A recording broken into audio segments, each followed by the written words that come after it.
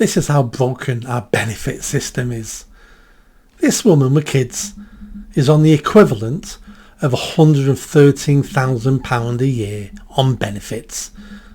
That's not bad, is it? That's not bad. That's better than the £38 a week I used to get in my late teens when I was signing on. £113,000 a year. Now, there's something behind that. You don't get that just by signing on. So that figure is taking into account everything. Her council tax, her rent, she'll probably live in a very expensive house. Her children have probably got disabilities. They've probably got anxiety and ADHD. One of them probably thinks he's a girl, got gender dysphoria. She has to rub cream into another one of them. She hasn't got a partner. She's got mental health issues. You add all that up and then you look at that before tax and it works out at £113,000 a year. Disgraceful. Disgraceful. And who's paying that? We are. And I don't earn a fraction of £113,000 a year. But I'm heavily taxed to pay for lifestyles like that. We pay people to make poor choices. We pay people like her to get pregnant, to have lots of kids, to then hope and pray and push doctors into diagnosing them with mental stuff like ADHD. Doesn't exist. Anxiety doesn't exist as a condition. Doesn't exist.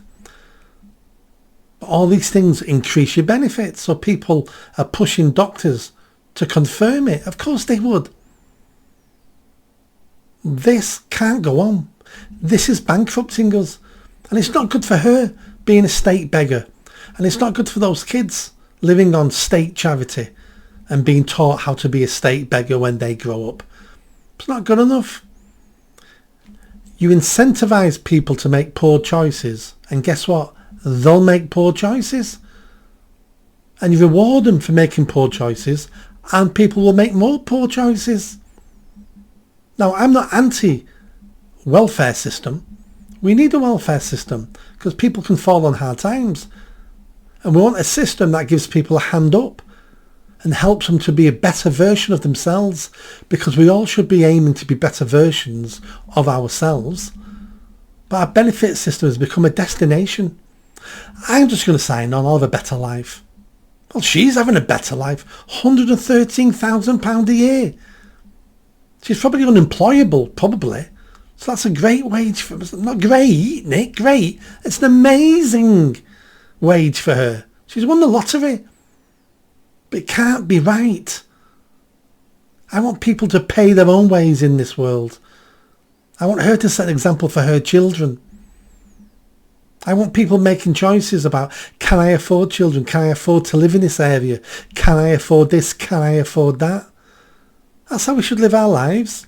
Not, I deserve that and the state's going to pay me. I deserve that and you should give me that because of whatever. We need to clamp down on the welfare system. It needs to dramatically reduce.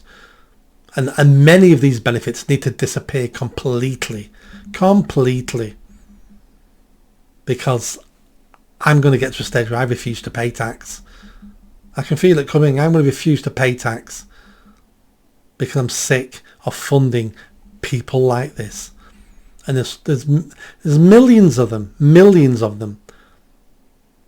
98% of people on benefits. Some of them are already working, but they're working part-time. They should be working full-time. And the ones who don't work should be working.